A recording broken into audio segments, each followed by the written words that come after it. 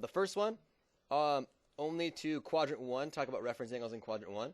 Then we'll talk about reference angles in quadrant 2, and then we'll mosey on down to quadrant 3, and then finally we'll end up over here in quadrant 4, all right? So quadrant 1, we'll start with the easy one for a reference angle. So if you draw an angle in standard position, which means your center is at your vertex, your initial side is right on top and parallel with the x-axis, your terminal side is somewhere in quadrant 1. So this is an angle that terminates somewhere in quadrant number 1. And the angle that is created is also known as the reference angle, okay? So that's not the very exciting part. That's pretty standard. Whatever angle is created in quadrant 1 is considered also to be the reference angle. So 45-degree reference angle is just 45 degrees. A 62-degree reference angle is just 62 degrees. Not very exciting. The exciting stuff kind of happens when you move outside of the first quadrant. So let's draw an angle in standard position in quadrant 2. My initial side, my terminal side. Here's my angle theta. Question is, where is the reference angle? So what we have to do is we need to look back at quadrant 1, okay, and ask yourself, if you highlight the x-axis on all of these here, if I was just to highlight the x-axis here, it's important. The angle is always going to be between the x-axis and the terminal side.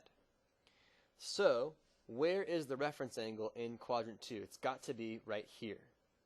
This is the reference angle because it is between the x-axis and the terminal side.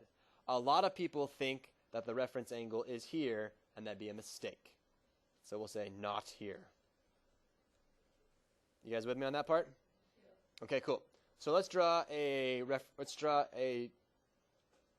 standard position angle, initial side, terminal side, that terminates in quadrant 3. All right? Where is the reference angle? Well, it's got to be between the x-axis and the terminal side, so the reference angle needs to be right there. And I'm just using RA for reference angle. You guys okay with that so far? Yeah. All right, let's go on to the fourth one. Pretty straightforward here. And I got an angle that goes all the way around. A reference angle has to be the leftover space in here. Always between the x-axis and... Yeah, they all have to be acute. So a reference angle is always going to be acute, which means less than 90 degrees. Okay. Reference angles are always positive. And the most important thing is that reference angle is always between the x-axis and the terminal side. And the terminal side is just wherever your angle terminates, right? The terminal side is whatever side that your part terminates on. That's the terminal side. So they're always acute, which means they're less than 90 degrees. They're always positive, and they're always between the x-axis and the terminal side. And that's the rundown of basically what a reference angle is and how to find them on the coordinate plane. So the big question is, okay, well, what the heck? What do we do with them? Why do we even care about them? Okay, and they help us out to understand something, the next big idea, which are called coterminal angles.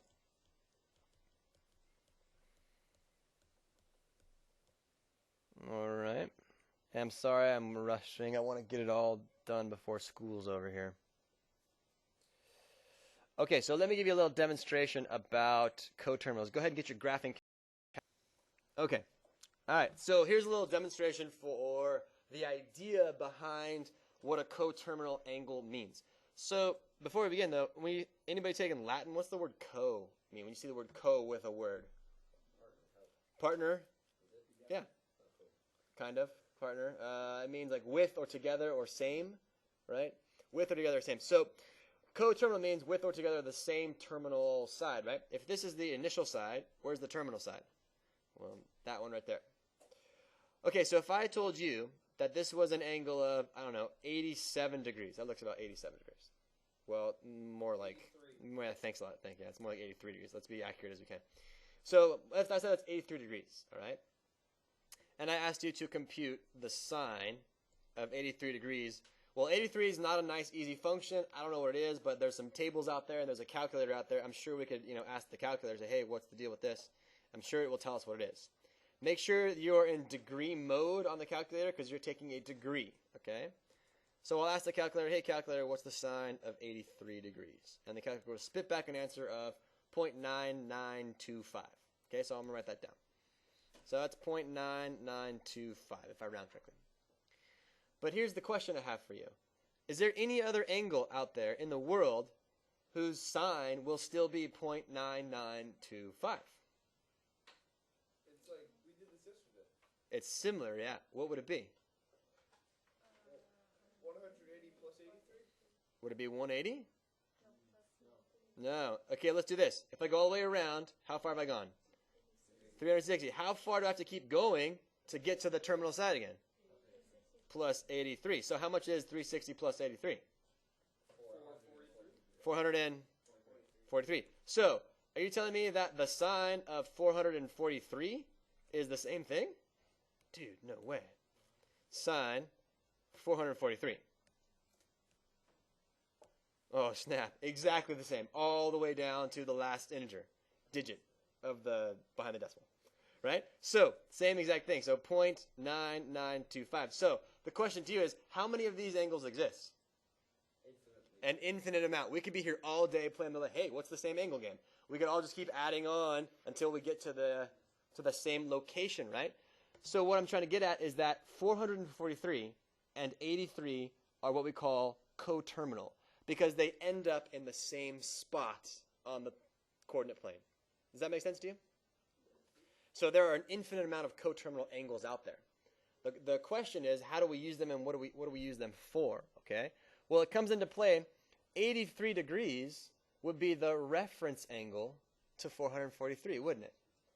So you can always find a reference angle to refer back to and use it to solve or break down these expressions. So that's what the third one's all about. Do you have a question, or do you get it? Okay. So let's do some examples together here.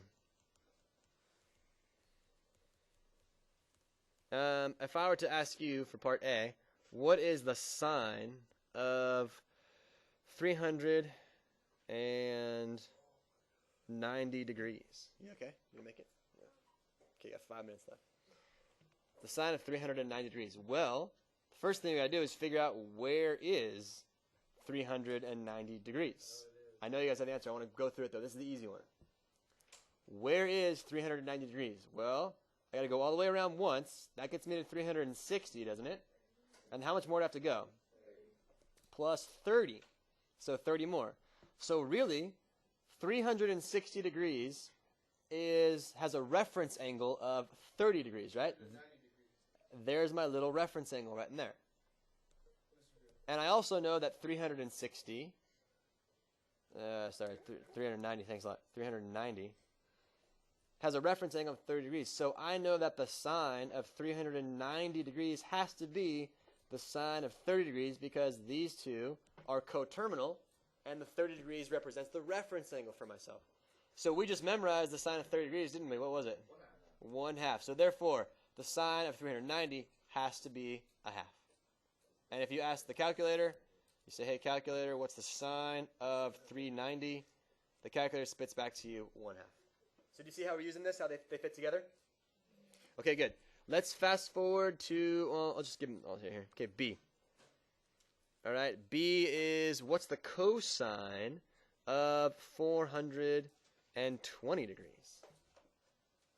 I can do this. Hold on. Okay.